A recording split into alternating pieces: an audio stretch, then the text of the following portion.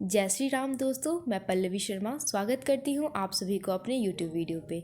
और मैं आप सभी के लिए लेके आई हूँ भाग 2।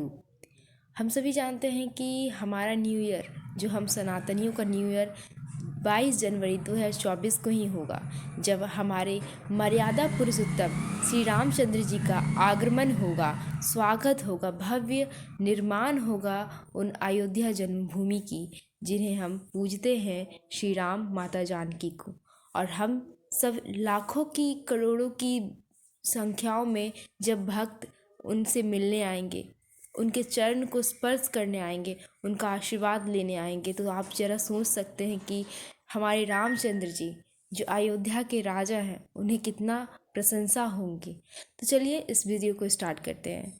भाग 2 में कहा गया है कि भागते रथ के टूटे पहियों में अंगुली लगाने का कैकेय का त्याग भी देखा और हट भी। देवताओं की इस नगरी ने सुखों के साथ दारुण दुख भी देखे। कहा जाता है कि हम सभी इंसान हैं, हम लोग सोचते हैं कभी कि हमारे जीवन में ही बहुत सारी तकलीफ़ें हैं।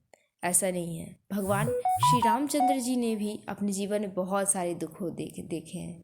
तभी तो वो इतने बड़े राजा होने के बावजूद उन्हें 14 वर्ष का वनवास झेलना पड़ा। तो चलिए इस वीडियो को स्टार्ट करते हैं। मैं हूँ अयोध्या, देवताओं की नगरी। अयोध्या ने बल प्रताप बलिदान देखे तो दारुण दुखों का पहाड़ भी झेलना पड़ा। त्रिशूलतुला राजा माधरथ का साम्राज्य देखा तो राजा हरिश्चंद्र का सत्यवादिता और वचन के खातिर राजपाट त्याग भी देखे। यहाँ तक कि मर मिटने तक का बलिदान भी देखा। भागते रथ के टूटे पहियों में अपनी अंगुली लगा देने वाले कैकेय का त्याग देखा तो राम को वनवास भेजने वाले उन्हीं कैकेय के हठ की भी साक्षी रही।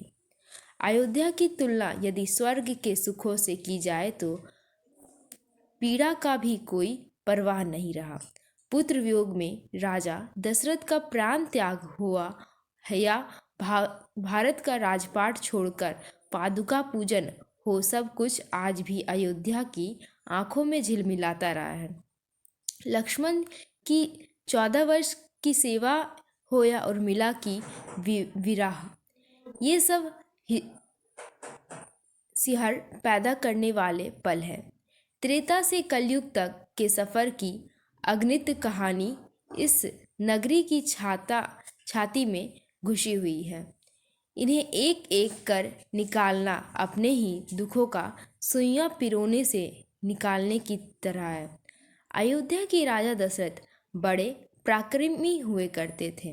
बड़े दिन बाद राजा दशरथ को यह राम सहित 4 पुत्रों का जन्म लिए। ये थे राम, लक्ष्मण, भरत और शत्रुघ्न। जन्म उत्सव की खुशियों में महलों की पूरी अयोध्या शहर की बालियों गूंजा करती थी।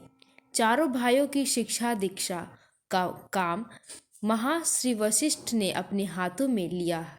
इस दौरान मिथिला नरेश राजा जनक को या स्वयंवर में राम ने शिव धनुष का तोड़ा और सीता से विवाह हुआ।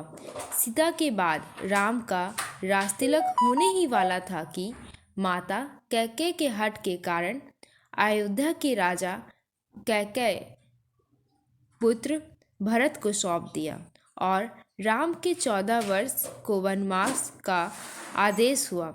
इसके बाद आता है वर्णगाम प्रसंग। राम का वर्णगाम आज से सद्भाव में भी कई शिक्षा देती हैं। भाइयों का प्रेम देखा कि जिस माँ ने भरत के लिए राज मांगा, ज्येष्ठ भ्राता के प्रेम में उसी भरत ने सिंहासन त्यागा और कहा वह राम की पादुका रखकर प्रजा के लिए न्यायप्रिय शासक किया। इस 14 वर्ष में एक पल भी भरत ने खुद को राजा नहीं माना, बल्कि प्रभु श्री राम सेवक बनकर ही रहे। जात पात के लोगों आज तक हम लड़ते रहे हैं, लेकिन सदियों पहले राम ने सबके समाज समान समझा, गुण विष को गले लगाया, केवट के सामने अनुग्रह विनय किया। यहाँ तक कि आतायात रावण को हराने के लिए वानरों का अपना सच्चा संग और साथी बनाया। तो आशा करती हूँ ये वीडियो आप सभी को बहुत ही अच्छी लगी हो। और कल जानते हैं भाग 3 में राम को वर्णमाल में लवकुश तक का प्रसंग। तो दोस्तों, मैं आप सभी से अलविदा लेती हूँ। आप सभी को जय श्री राम, और हमारे चैनल को सब्सक्राइब करना ना भूलें और हमें कमेंट में बताएं कि यह वीडियो आपको कैसी लगी। धन्यवाद। जय श्री राम।